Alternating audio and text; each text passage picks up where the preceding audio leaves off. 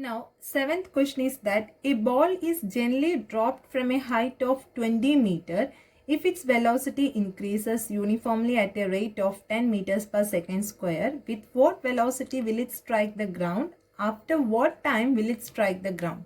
So, here what is asked in the question means a ball, this is ground, imagine that this is ground, a ball is generally dropped from some height of 20 meters. Okay, gently dropped. One ball is gently dropped from the height of 20 meters. So we need to find out this ball with what velocity it is going to come and strike the ground as well as the time taken. Okay. So now what we need to know means this is the height. It's given that 20 meter. That means we know that that is our distance. S equals to 20 meter we can write. And here the ball is dropped from some height. So that means its initial velocity will be 0. So u equals to 0 and v which is going to strike here. The ball is going to strike the ground with what velocity? That is our final velocity, right? So v we don't know. So we are giving here question mark.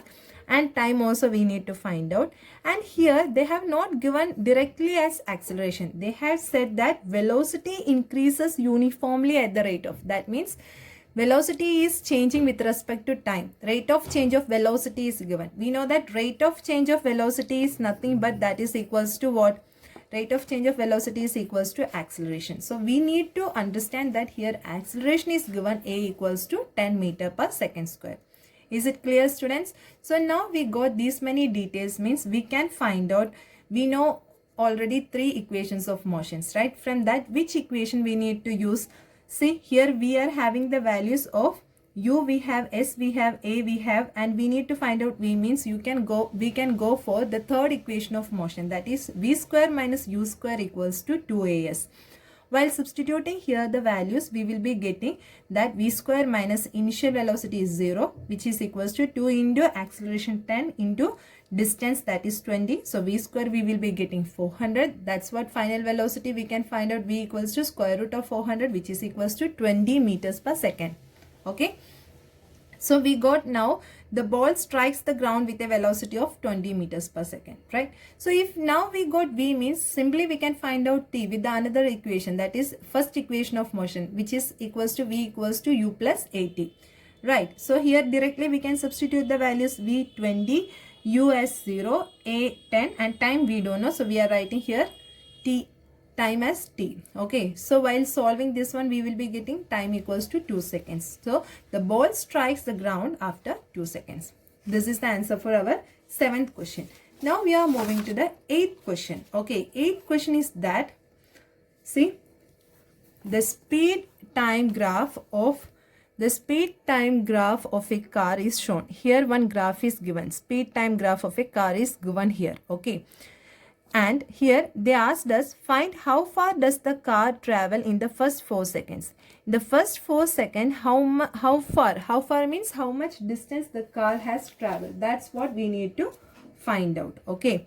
So for 4 seconds, see here we need to find out at this 4 seconds how much distance the car has traveled, and shade the area on the graph that represents the distance traveled by the car during this period.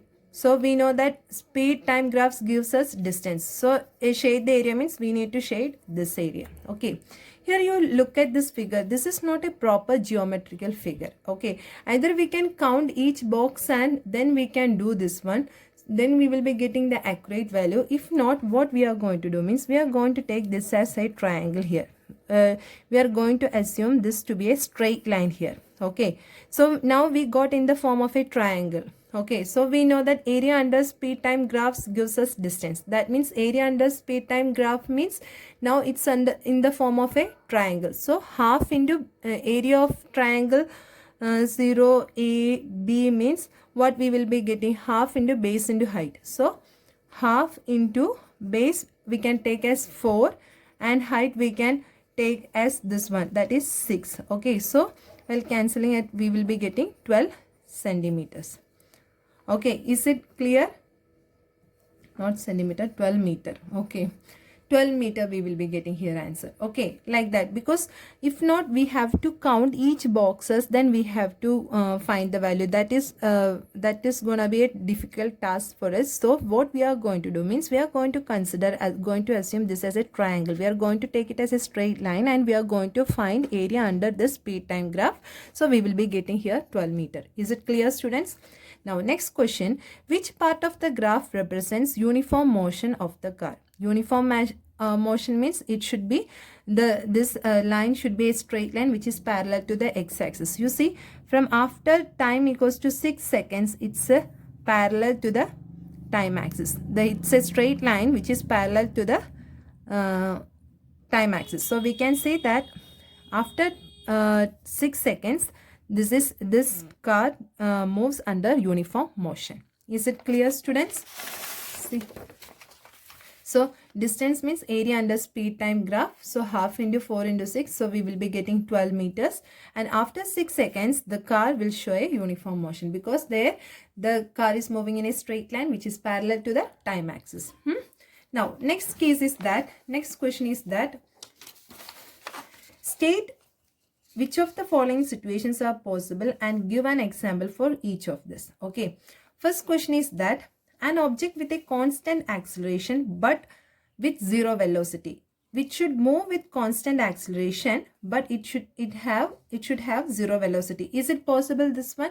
Yes, this is possible. When an object is thrown vertically upward means what happens? Velocity at the highest point is 0, but it has constant acceleration 9 meter per second square, which is equal to the gravity of Earth. Okay, this one we will be, how we are getting this 9.8 meter per second square, we will be learning in our next chapter clearly. Then you will be able to understand this one. For the time being, you understand that this is possible when an object is thrown vertically upward. That means if the object is thrown vertically upward means what happens? When it reaches, this object will reach at the highest point means here. So here the velocity will be 0. When an object is thrown upward means and it reaches at the highest point means its velocity will become 0, isn't it? Because here with some initial velocity, you will be of some value.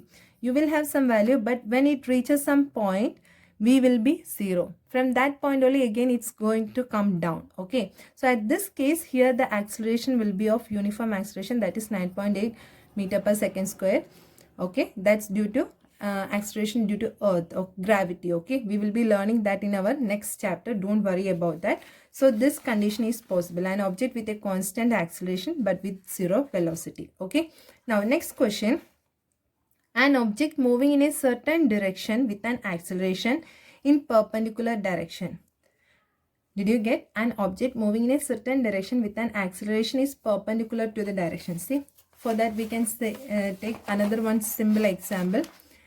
When aeroplane flies horizontally in air, okay, acceleration 9.8 meter per second square acts on it in the vertical downward direction. That means when aeroplane is flying like that horizontally on the air means here one from force, I mean our earth will be attracting that. Okay, so one force is acting here perpendicular, that is 9.8. that means the acceleration due to gravity we will be calling. Okay, this one we will be learning in the next chapter, then you will be clear about it.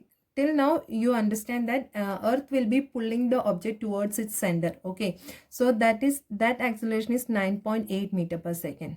Make it now remember this much. Okay, this one will be clear when we will be discussing the next chapter. Okay, so when aeroplane flies horizontally in air, acceleration 9.8 meter per second, which is acting, aeroplane will be flying like this, and this 9 earth will be pulling the aeroplane towards its center, right? So that one will be acting perpendicular to the downward direction, right?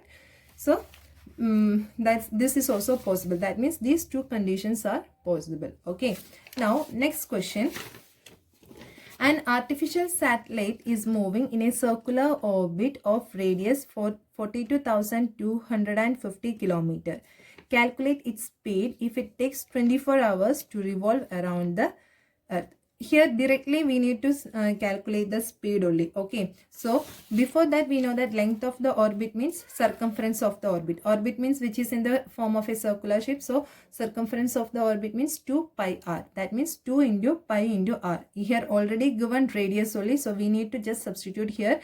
Here right now we are not going to convert this into meter per second, we are going to do it in kilometer per hour only. Okay, so 2 into 22 by 7 into 42,250. While cancelling out, we will be getting 26,500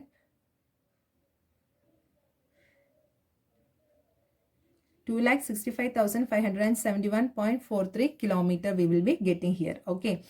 Now, this is the length of the orbit. That means this is the length of the orbit. Okay. Now, we need to find out the speed. Speed means length of the orbit divided by time. Length of the orbit we got this much, and time which is already said that 24 hours. We are doing it in kilometer per hour. So, we are not converting the time into seconds. Okay, we are going to do it in hour only, so we are going to divide by 24, so we will be getting the answers 11,065.48 kilometer per hour. Okay, speed equals to distance by time. Distance means length of the orbit. Okay, so here length of the orbit by time. Length of the orbit means circumference of the orbit, so we are just substituting and finding out the value here. Is it clear?